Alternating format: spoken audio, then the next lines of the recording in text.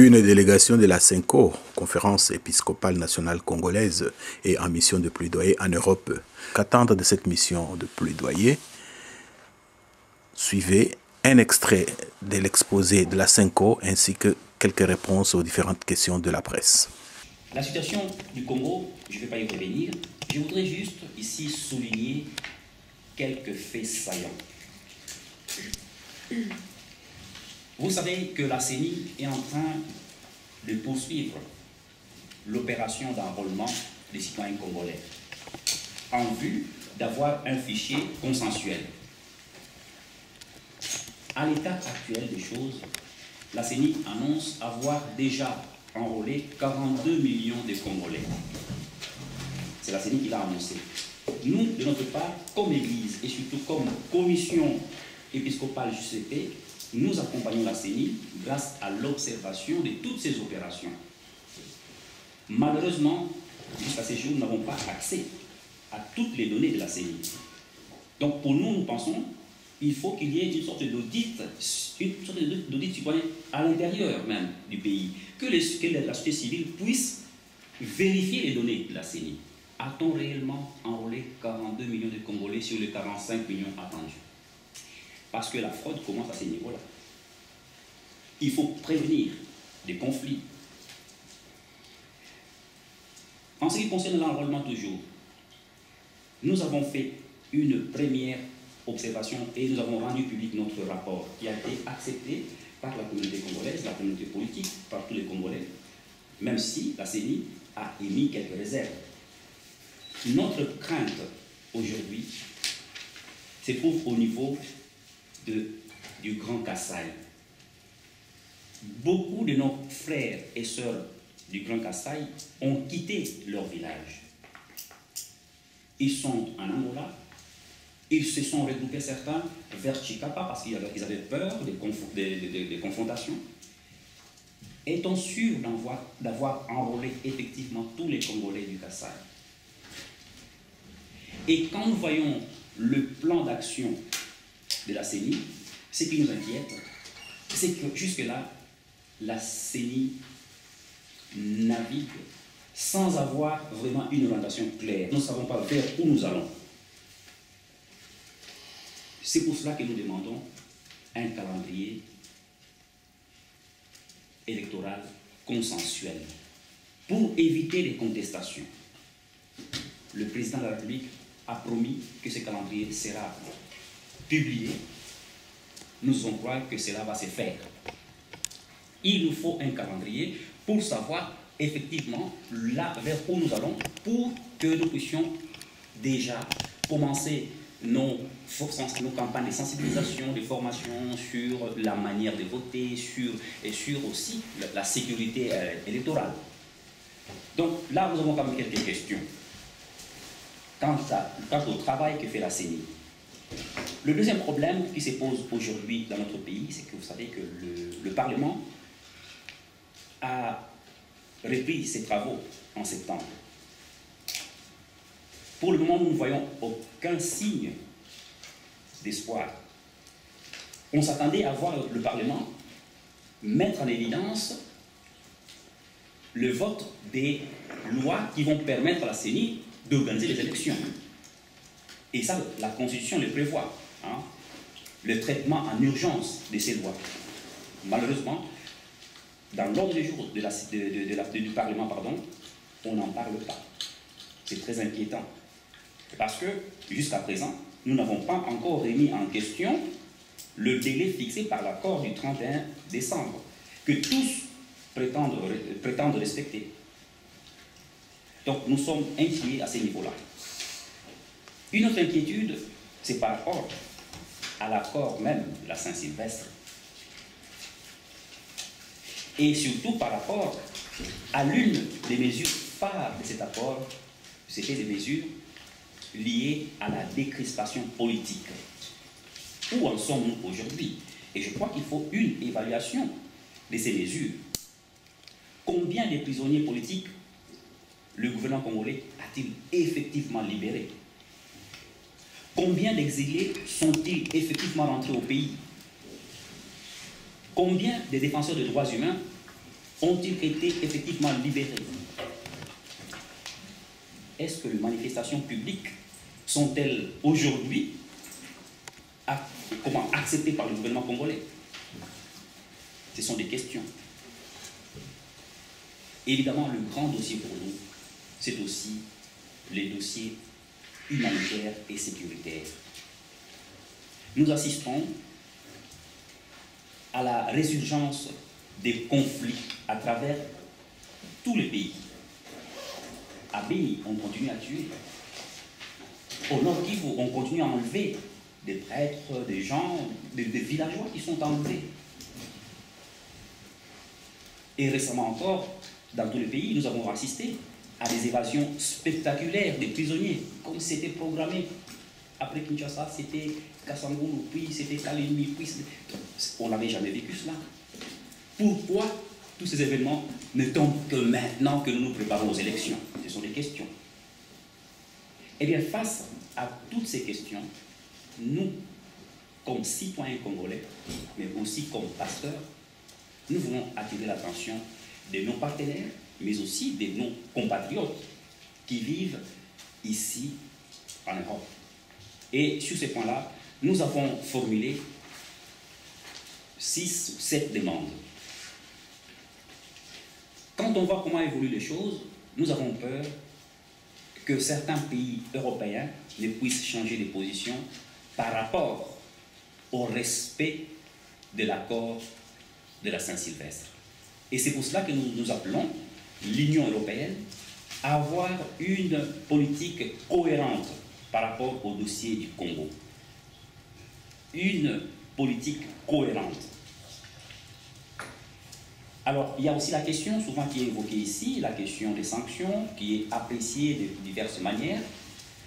Une chose est sûre, ça ne fait pas plaisir de voir les citoyens congolais être sanctionnés, c'est sûr. Si nous étions un pays normal, on n'aurait pas des cas pareils. Mais la réalité a montré que ces sanctions ont porté quelques fruits. Et donc, pour nous, nous pensons qu'il est bon que nos partenaires puissent rester attentifs, qu'ils ne laissent pas pourrir la situation comme ça s'est passé au Burundi. Notre troisième demande consiste à, à interpeller nos partenaires afin qu'ils aient aussi une attention particulière sur les conséquences humanitaires de la crise qui affecte la République démocratique du Congo. Nous avons eu plus de 3000 morts au Kasaï.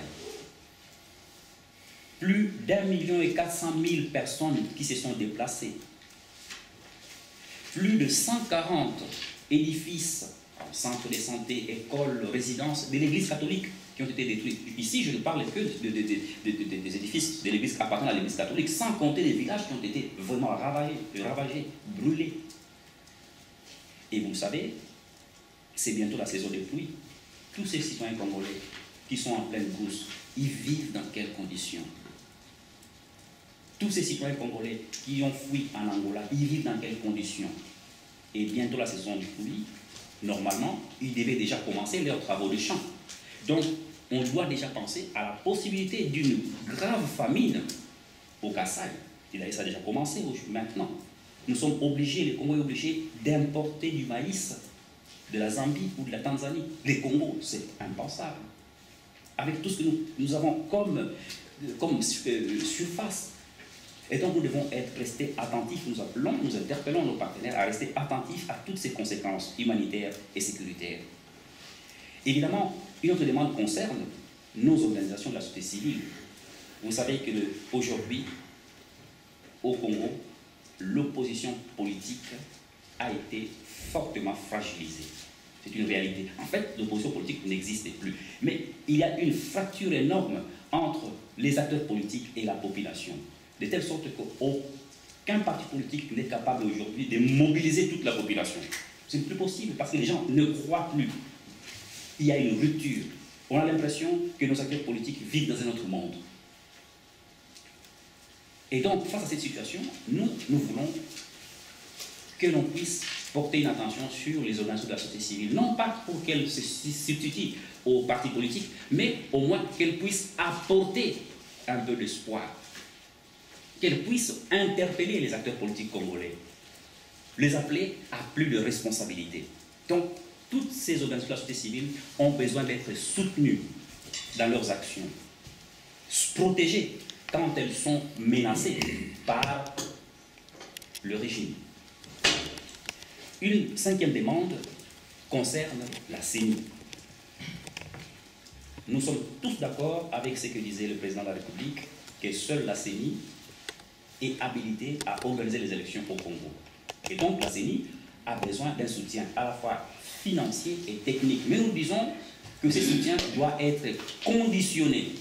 Et si vous relisez l'accord de la Saint-Sylvestre, il a été clairement dit ce qu'il faut faire pour redynamiser la CENI, pour renforcer sa crédibilité. Toutes ces mesures doivent être appliquées. La CENI, dans sa configuration actuelle, ne suscite plus beaucoup de confiance. Pour beaucoup de Congolais, la CENI est devenue une caisse de résonance de la majorité présidentielle. Ça, c'est la réalité. Beaucoup de Congolais n'y croient plus. Et lorsque nous faisions notre observation dans certaines provinces, les gens nous disaient, vers la fin, qu'ils n'avaient plus envie de se faire enrôler parce qu'ils n'étaient pas sûrs qu'on allait organiser des élections et surtout parce qu'ils ne croyaient plus à la CENI. Donc nous disons qu'il faut soutenir la CENI financièrement, techniquement, mais sous certaines conditions. Notre sixième demande concerne la population. Ceux de nos compatriotes qui sont ici, qui ont certainement des familles au Congo, reçoivent certainement des coups de fil chaque jour, chaque semaine. Comment nos parents, nos frères et sœurs triment? Combien de parents sont-ils encore capables aujourd'hui d'envoyer des enfants à l'école? Combien de parents sont-ils aujourd'hui encore capables de faire soigner les enfants ou de se faire soigner eux-mêmes? Et donc nous voulons attirer l'attention de la communauté internationale sur les aspirations légitimes du peuple congolais. Aspiration à une alternance démocratique apaisée. Nous n'avons pas le droit de détruire le peu que nous avons construit dans la douleur. Et une septième demande concerne, je dirais, la pratique politique des pays africains. Vous savez que le Congo est entouré des 8 autres pays où la question de l'alternance se pose. Cette question s'est posée au Rwanda, au Burundi, en Ouganda, en face de chez nous, à Brazzaville. En Angola, ils ont trouvé un arrangement. En fait, les pays africains n'ont pas de leçons à donner au Congo sur ces points-là, sur la question d'alternance. L'alternance, c'est un problème qui ne préoccupe pas les dirigeants africains. Et cela n'est pas bon dans un monde moderne. Et cela a créé aussi une sorte de fracture entre l'Afrique et l'Union européenne. Le discours aujourd'hui en Afrique, c'est le discours de la souveraineté. Le discours de la lutte contre l'impérialisme. Mais ça fait sourire. Souveraineté, impérialisme, vous les citez, vous les criez la journée, mais après vous allez demander de l'argent. Pour même l'organisation de l'Union africaine a besoin de l'aide financière de l'Union européenne. Même nos pays ont besoin de l'aide de l'Union européenne. Mais entre-temps, on dit, nous sommes souverains. De quelle souveraineté? Donc c'est un discours plutôt démagogique.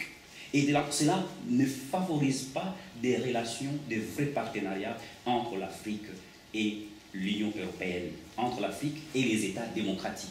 Et donc là, nous voulons aussi, nous, faire un travail de plaidoyer pour que l'Afrique entière se réveille. Et pour ce faire, il nous faut des réseaux au niveau de toute l'Afrique.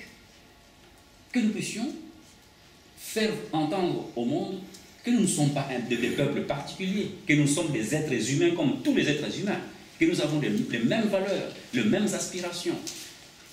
Voilà, en gros, le contenu de notre mission de plaidoyer ici, en Belgique, et vers la fin de la semaine, à Paris. Je vous remercie. Je propose qu'on passe aux questions. On peut en prendre plusieurs à la fois. 2, 3, c'est bien. Et voilà. Oui. Vous avez dit que vous sentiez que certains pays européens pourraient remettre en cause le soutien. Est-ce que vous pouvez être plus précis? Est-ce que vous avez des faits qui vous incitent à penser que quel pays, notamment, remettre en cause? La deuxième, elle est peut-être plus prospective. Dans les nombreux messages que nous recevons de la RDC, certains plaident pour la mise en place d'une autorité de transition après la fin du mandat du président Kabila et appellent peut-être des dignitaires de l'Église. On cite un de vos confrères qui pourrait faire partie de cette instance, mais on parle aussi du docteur Mukwege, par exemple, des personnalités qui seraient indiscutables.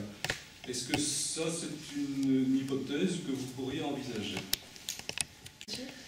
Bien, j'ai cru comprendre que vous êtes favorable à un soutien apporté à la CENI sous certaines conditions. Quelles sont ces conditions-là? Et ça, c'est la première question.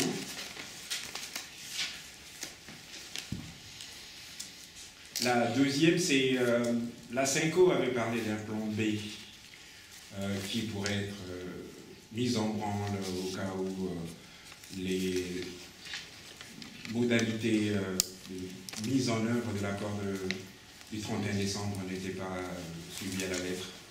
Alors, est-ce que le moment est venu de mettre en branle ce plan B ou pas? Et si c'est le cas, en effet, de quoi s'agirait-il? Quels sont vos rapports avec une partie de la classe politique qui est engagée quand même dans le processus favorable à la tenue des élections et au changement? Quels sont les rapports que vous avez avec eux? Alors, nous allons les partager. Je vais répondre à une série de questions et je me ferai compléter par mes confrères. Certains pays européens pourraient remettre en cause cette politique générale de l'Union européenne par rapport à notre pays, la République démocratique du Congo. Peut-on dire clairement de qui il s'agit? Je crois que sur cette question, vous pouvez suivre aussi par la voie de certaines rumeurs. Une rumeur peut être vérifiable, tout comme ne peut pas être vérifiable. Je crois que c'est une information pour nous que nous vous livrons, pour qu'ensemble on puisse aussi mener les études appropriées pour savoir identifier qui sont ces pays européens qui voudraient faire un pas en arrière par rapport à cette politique générale qui est développée. Deuxième.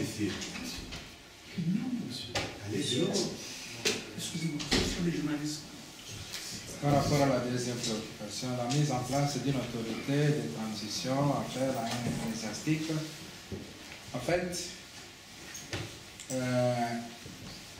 il y a plusieurs organisations au niveau de la classe politique, les partis politiques au niveau de l'opposition, les partis politiques au niveau de la majorité présidentielle.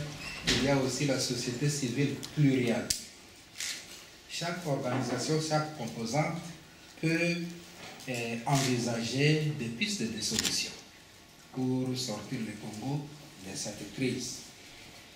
S'il y en a qui préconisent une période de transition, comme cela est ressorti dans les manifestes des mouvements citoyens, je pense qu'il est important que les personnes concernées ou les organisations concernées puissent dire comment les choses vont se passer.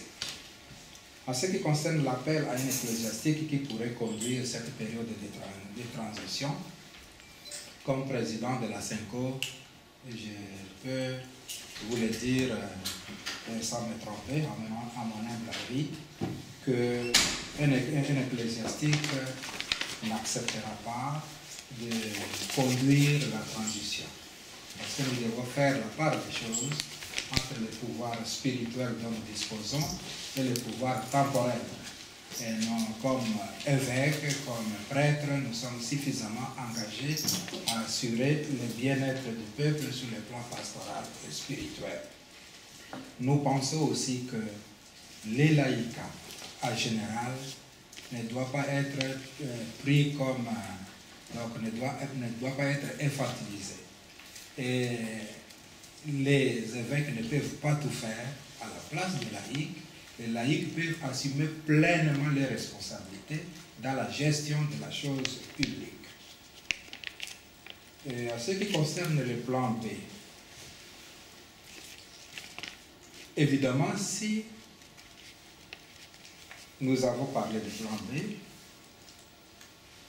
c'est juste dans le cadre d'une méthode de travail, d'une stratégie de travail, comme l'épée de Damoclès qui peut planer sur vous, sur les parties prenantes.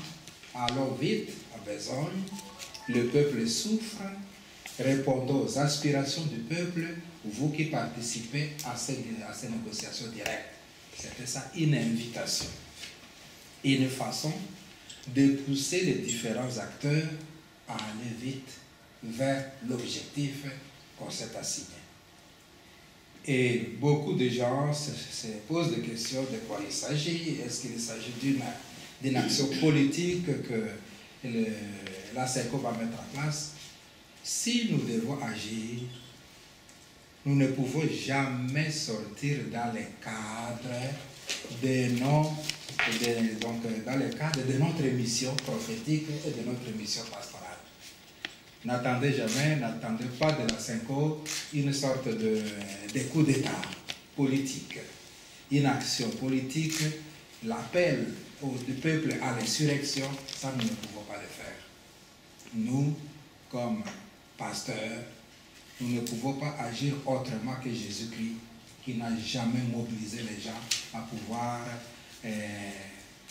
se révolter contre une institution quelconque. Pour nous, c'est la conversion des cœurs.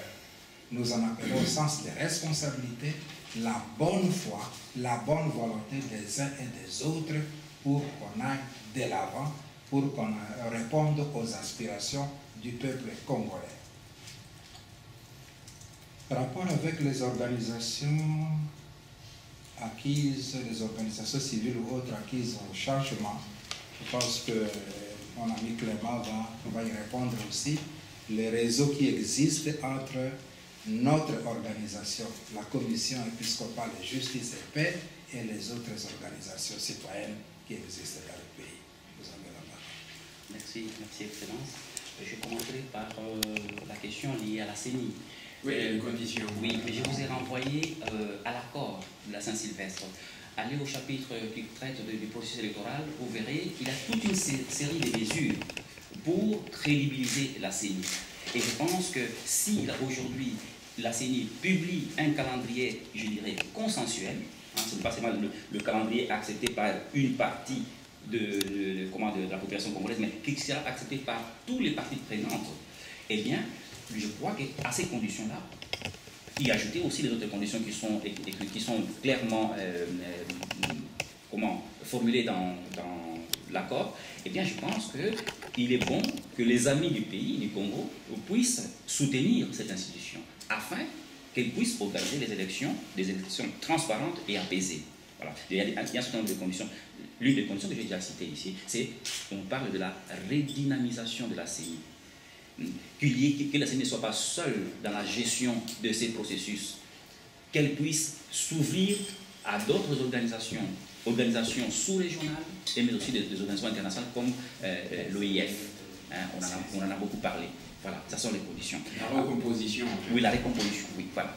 Alors, le rapport avec la classe politique ou les autres organisations, effectivement, la SENCO est souvent accusée de prendre parti pour tel ou tel autre acteur. Non, la SENCO est pour le respect des principes. Et dans nos alliances, j'étais très, très heureux de découvrir qu'au Congo, il y avait une plateforme de femmes congolaises avec laquelle nous avons eu un atelier la semaine dernière qui s'appelle Plateforme des femmes pour le respect des textes légaux.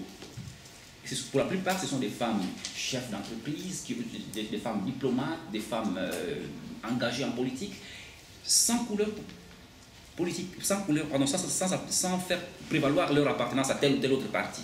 Donc, ces femmes nous ont montré qu'il était aujourd'hui capable de fédérer le plus grand nombre possible des gens pour la défense des acquis. Nous sommes pour la défense des acquis. Personne ne souhaiterait qu'aujourd'hui le Congo puisse replonger dans la rébellion. Nous connaissons les conséquences de cette rébellion.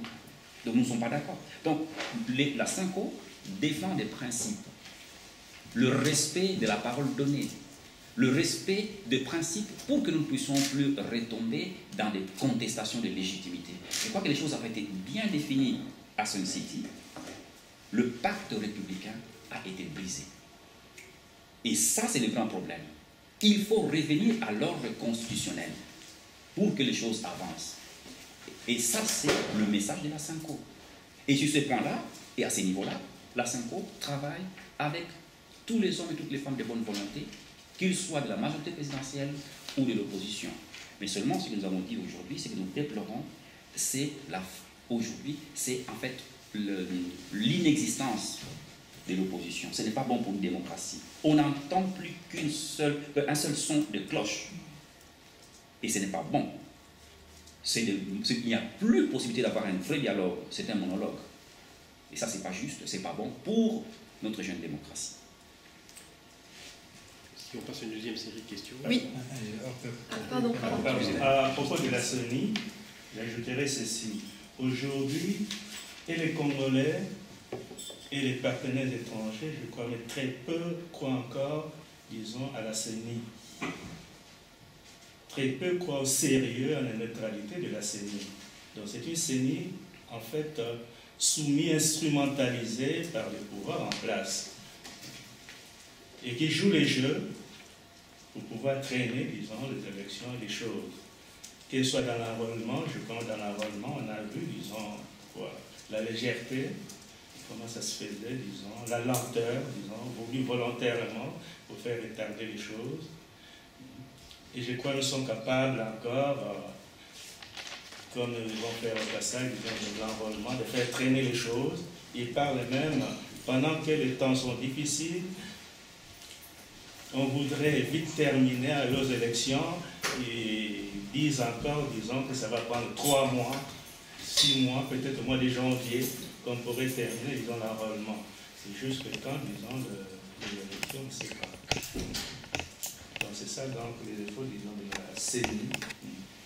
Alors, au niveau des relations avec les autres, avec les partis politiques engagés au changement, je crois qu'il y a une certaine ouverture de notre part. Pas seulement envers ces partis politiques, même à l'intérieur, au niveau de la société civile. La Cinco est plus ouverte, disons, envers d'autres églises.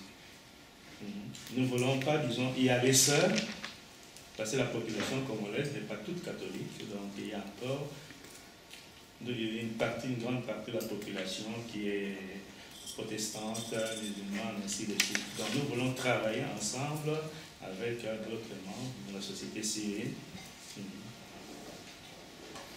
Juste une petite précision aussi pour mieux comprendre le travail de la CENI. En ce qui concerne l'enrôlement proprement dit, on peut saluer, comme la communauté internationale le fait, on peut saluer le travail de la CENI qui est parvenu aujourd'hui à réaliser un score de plus ou moins 40 millions de personnes enrôlées. Mais encore faudra-t-il faire, comment est-ce qu'ils appellent ça, un examen, un contrôle de toutes ces données. Ça, cela peut arriver. Mais ils travaillent, ils continuent de travailler. Mais là où on se pose beaucoup de questions, c'est le temps imparti pour effectuer cet enrôlement. Pourquoi organiser de manière successive par province 3 mois alors qu'on pouvait faire en peu de temps, en moins de 3 mois, l'enrôlement? Au lieu de l'échelonner en plusieurs morceaux, donc au lieu de saucissonner l'enrôlement pendant une longue durée, on aurait pu peut-être dans un espace de temps assez limité faire l'enrôlement en même temps dans autant de partis politiques, et autant de provinces par exemple, au lieu de le faire en 3 séquences, après le Kasaï, il faut s'attendre aussi à l'enrôlement de Congolais de l'étranger, Congolais de la diaspora. Et combien de temps ça va prendre? Je sais pour le moment. Je voudrais juste ajouter concernant l'enrôlement, n'oubliez pas que l'enrôlement est une opération du processus électoral. Donc l'enrôlement devait figurer, donc le temps devait figurer dans le calendrier électoral. Et ce n'est pas normal que nous puissions commencer à faire l'enrôlement, donc comme si l'enrôlement était une opération en dehors du processus électoral. Et ça, c'est dommage. Nous perdons beaucoup de temps. Si nous avions un calendrier clair, nous allons dire, voilà, nous pouvons contrôler. L'enrôlement a commencé le 25 août et il va se terminer le 25 septembre, par exemple. Mais là, les choses ne sont pas claires. On a commencé, on avance. Je pense que c'est de l'amateurisme. Ce n'est pas normal. Merci. Oui, alors il y avait monsieur aussi Oui, ici. je voulais vous plaider en faveur d'un calendrier électoral qui soit consensuel. Est-ce que vous ne craignez pas que le calendrier soit finalement celui que la CNI, largement décrédibilisée, va proposer, qui sera à prendre ou à laisser? Quelle est la marge de manœuvre en ce qui concerne l'obtention d'un consensus sur ce calendrier électoral? Monsieur? Oui, Cheikh Fitan. Il reste 3 mois avant que la petite transition se termine. Et beaucoup de signaux montrent qu'on n'aura pas les élections. Comment vous entrevoyez ce qui pourrait arriver entre aujourd'hui et le 31 décembre 2017 en tant qu'observateur avisé? Oui. Attendez, comme vous avez déjà, on va peut-être aussi poser là-bas. Oui, monsieur. Oui, je voudrais revenir sur la préoccupation en ce qui concerne les relations entre l'Union européenne, du moins certains pays de l'Union européenne et le Congo. Êtes-vous en train de faire allusion peut-être à certaines informations selon lesquelles la société française Chevron serait sur le point de conclure un contrat pour exploiter le pétrole vers Manda?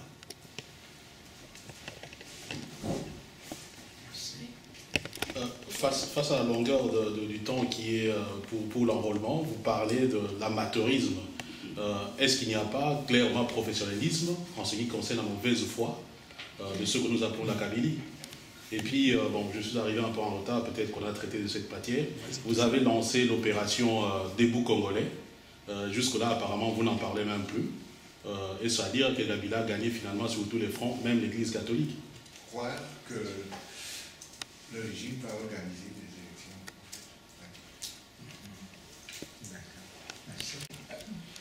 Bien, allez où vont les choses, bien évidemment, tout le monde sait à peu près que les élections n'auront pas lieu dans les délais convenus.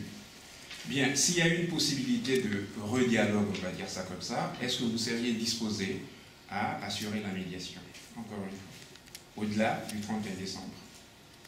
À propos du calendrier électoral consensuel, évidemment, ce qu'on attend, comme l'a dit Père Clément, l'organe attitré pour l'organisation des élections, c'est la Commission électorale nationale indépendante, CI en sigle. Mais dans le cadre de l'accord de la Saint-Sylvestre, tout en reconnaissant ses prérogatives à la CENI, il est clairement défini que périodiquement, on devrait procéder à l'évaluation de ces processus électoraux tels que pilotés par la CENI. Et comme on le disait tantôt, ça commence par la période des l'enrôlement. Après l'enrôlement, qu'est-ce qui arrive? Après cette étape, qu'est-ce que nous faisons? Et pour cela, on a besoin de cadres généraux. On évalue, donc il faut d'abord une sorte de plan stratégique général et assorti de plans opérationnels sur la question. Donc on soit sûr qu'on est sur le bon chemin où il faut recentrer, recadrer les tirs. Alors, pour en arriver à un calendrier consensuel, bien sûr qu'il faut commencer par une proposition, un projet. Qui peut établir ce projet? Qui peut présenter la proposition? C'est la CENI qui doit le présenter, le proposer aux différentes parties prenantes qui doivent donc évaluer. apprécier les choses pour aboutir, au bout du compte, à la publication d'un calendrier acceptable et accepté par tous. Voilà. Ce que nous attendons, c'est que le peuple congolais attend de la CENI qu'elle prenne sa responsabilité pour ne fût-ce que proposer un calendrier qui pourrait être discuté, qui pourrait faire l'objet de discussions avec les différentes parties prenantes. Il reste 3 mois avant décembre 2017. Et il y a des signaux pertinents qui démontrent à suffisance que peut-être il n'y aura pas d'élection. Oui, il y a beaucoup de commentaires à ce sujet. Ces commentaires corroborent justement votre analyse, votre réflexion. Quelle est la position de la CECOSETA face à cette situation? Je dois dire fermement, nous sommes inquiets. Nous sommes préoccupés par cette situation. Plus on avance vers la fin de l'année 2017, qui est en fait la fin du procès, donc de ce temps prévu pour l'organisation des élections, plus notre inquiétude augmente. Nos inquiétudes augmentent. Qu'est-ce qui arrivera après? Mais nous, comme Église, comme pasteurs, nous sommes des veilleurs et nous sommes en même temps des éveilleurs.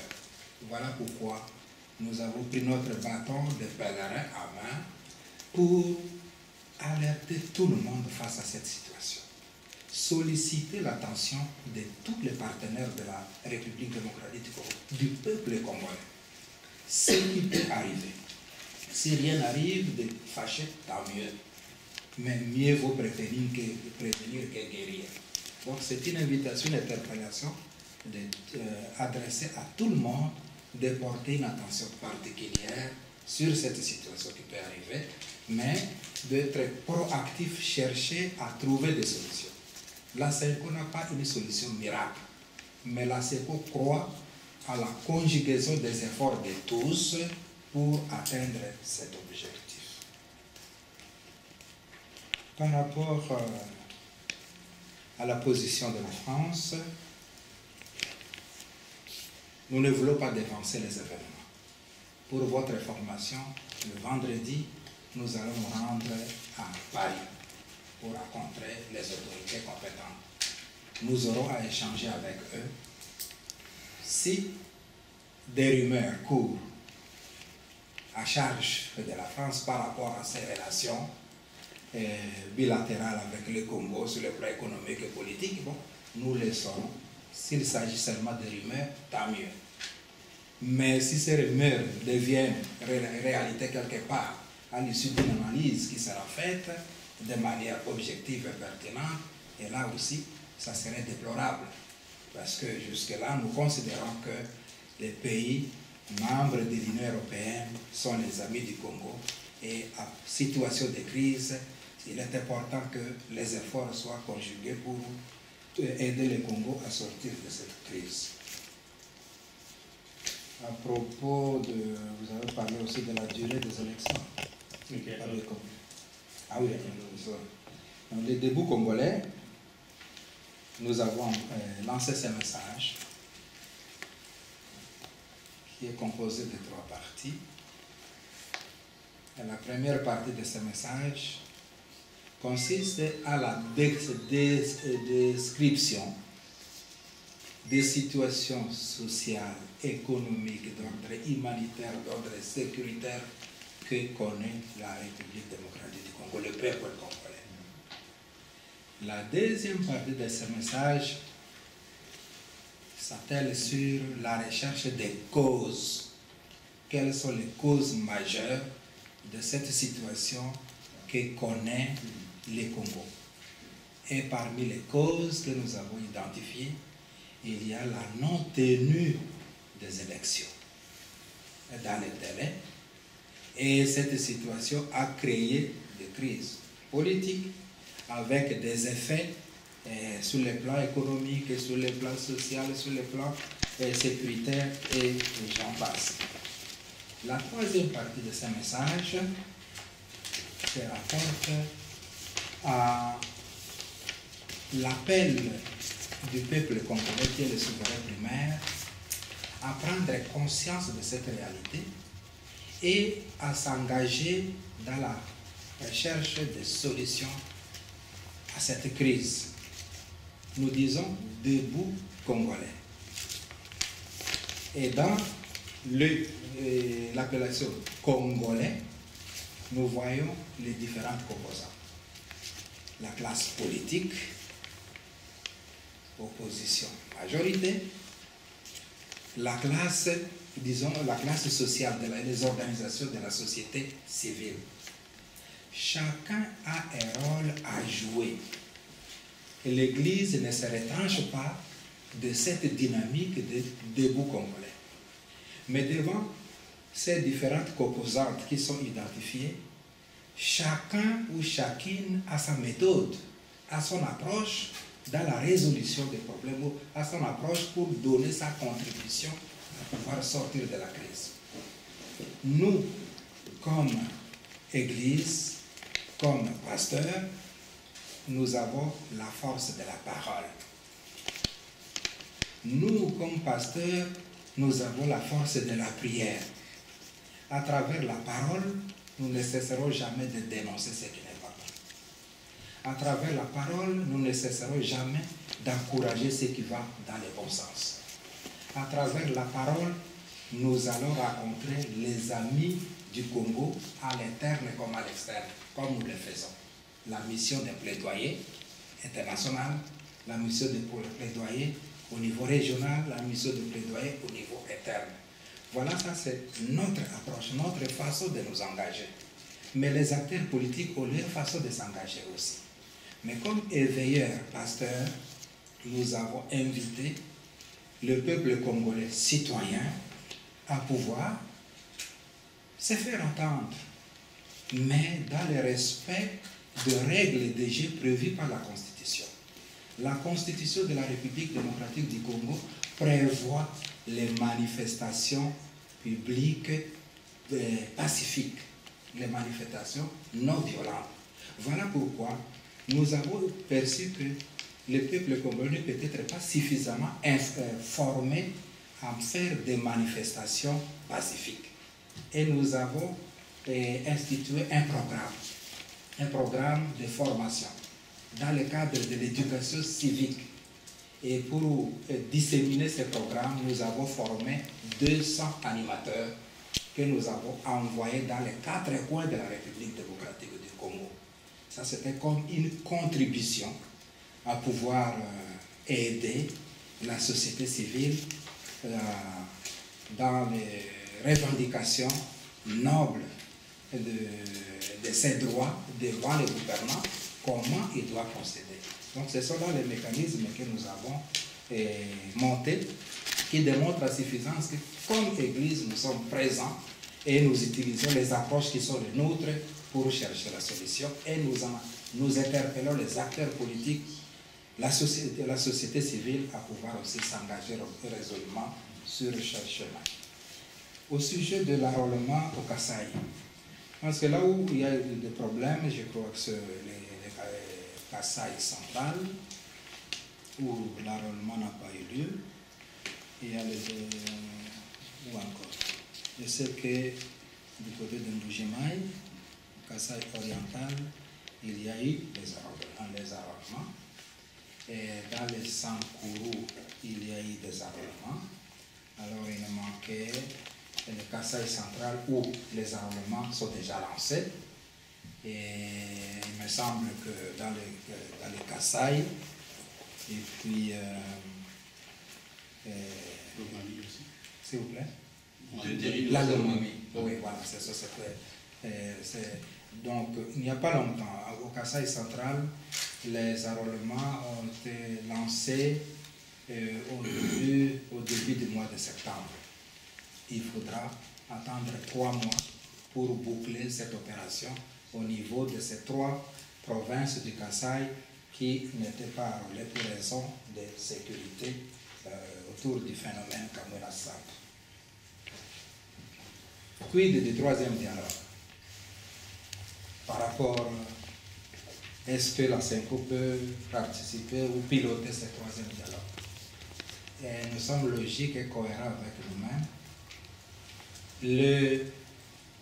L'accord de la Saint-Sylvestre, dont la médiation a été assurée par la CENCO, souffre de sa mise en œuvre intégrale dans la lettre et dans l'esprit, et il en souffre pratiquement à 99%, si pas à 100%. Donc nous ne pouvons pas engager, donc piloter un troisième dialogue, alors que le deuxième dialogue où nous avons été vraiment engagés reste intact dans sa mise en œuvre.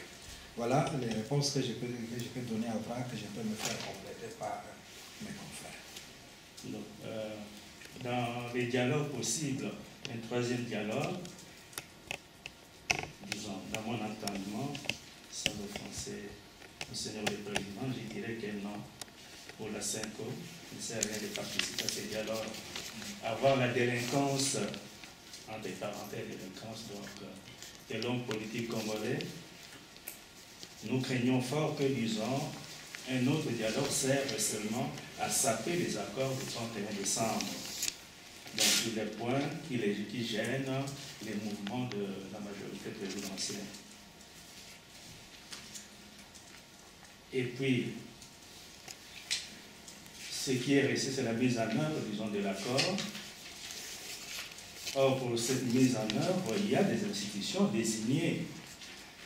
Il y a le gouvernement, il y a les syndicats, il y a d'autres institutions. Le gouvernement, la CENI. La CENI elle-même. Donc, les institutions sont désignées. Donc, c'est question d'abord, disons, de regrouper ces institutions pour voir certains problèmes laissés en suspens, et réétudier les problèmes pour pouvoir au moins décider, donner des voies nécessaires de sortie de la crise. Donc c'est possible de sortir de la crise sans un autre dialogue qui ne servira à rien. Parce qu'on a traité de tous les points et toutes les parties prenantes sont retrouvées. On a discuté pendant des mois et des mois. Bon. Si maintenant il y a encore d'autres problèmes sans suspens, je ne sais pas. Alors moi je voudrais quand même apporter, je dirais, une lueur d'espoir, parce qu'on a l'impression que tout est sombre. Je dois avouer que nous, comme observateurs de la scène politique congolaise, nous nous réjouissons de voir que petit à petit, on va émerger une conscience nationale. Quand nous voyons les mouvements citoyens se prendre en charge, quand nous voyons même des femmes analphabètes se prononcer sur le processus électoral, on s'est dit qu'il y a un petit pas. Aujourd'hui, l'homme de la rue est prêt à affronter le danger pour défendre l'accord, pour défendre la Constitution, pour défendre le pays. Ça, c'est quelque chose de très positif. Nous n'avions pas cela. Donc, la société civile congolaise est en train de se renforcer. Et ça, c'est quelque chose de très positif. Autre chose que nous ne devons pas oublier, c'est aussi, quand même, il faut admirer le travail de certains agents de la CENI. Parce qu'il y en a qui ont été molestés en province. Du matériel de la CENI a été détruit. Et nous ne sommes pas d'accord avec cela, parce que c'est notre bien, à nous tous. Donc, on ne doit pas seulement voir l'obscurité. Je crois que nous, comme croyants, nous disons que tout reste encore possible. Tout n'est pas totalement perdu. On ne sait jamais. Peut-être qu'il y aura un miracle. Mais une chose est sûre, nous devons revenir à l'accord, car c'était, et c'est encore pour nous, la seule feuille de route pour sortir de cette crise. Très bien. Je pense qu'on arrive à la fin de cette conférence de presse. Il ne reste qu'une question. Ah, La mauvaise foi de la CENI, vous parlez de l'amateurisme, alors visiblement la CENI est de mauvaise foi. Écoutez, quand vous parlez, oui, mais vous savez, dans la CENI, il faut faire aussi la part des choses. Il y a la structure CENI qui donne des orientations, mais il y a aussi d'autre part des animateurs de la CENI dans nos antennes provinciales qui font leur travail, qui essaient de faire leur travail. L'amateurisme dont nous avons parlé ici, c'est vraiment lié aussi, je crois, à un certain nombre de choix faits par la CENI. Nous avons fait l'observation de l'enrôlement à l'Équateur. Dès les premiers jours, les machines sont tombées en panne. Qui a fait ces choix de machines? Pourquoi ces types-là de machines? Les groupes électrogènes avaient besoin d'une huile concrète, parce que c'est une huile qui devait venir de la Chine. Est-ce que c'était un bon choix? Et là, je dis que, sincèrement, il y a eu quand même dans le choix un défaut, un grand problème qui s'est posé.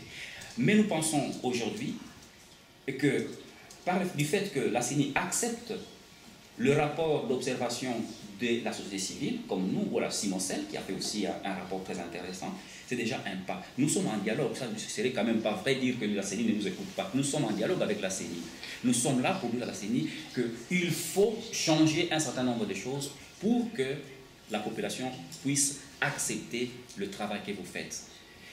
Évidemment, des calculs politiciens, ça, ce n'est pas à nous prononcer sur ces questions-là. Mais nous, de bonne foi, nous croyons qu'il est encore possible d'organiser les choses, au moins l'élection présidentielle. Il est encore possible. Mais n'oubliez pas aussi que dans l'accord, il est prévu cette possibilité d'aller au-delà de décembre 2017, à condition qu'il y ait concertation entre les parties prenantes, la CENI, le CENSA et le gouvernement. C'est prévu. Ça, on ne doit pas l'oublier. Mais s'il y a des raisons valables pour cela, alors il faut qu'il y ait une réponse consensuelle. Non pas un seul parti politique ou une seule famille politique puisse se prononcer. Non. Il faut que toutes les parties prenantes se prononcent. Mais la question est la suivante. Est-ce qu'aujourd'hui, les acteurs politiques congolais peuvent-ils encore se mettre ensemble et se regarder? Parce que nous avons fait un grand pas. Ceux qui ont assisté au dialogue peuvent le témoigner. Ça fait des années qu'ils ne se mettaient plus ensemble, qu'ils ne pouvaient plus se parler, se regarder en face. Ils ont pu se parler. Ça, c'était un miracle. Malheureusement, aujourd'hui, ils ne se parlent plus. Et ça, c'est le problème. Malheureusement, ça va être très frustrant.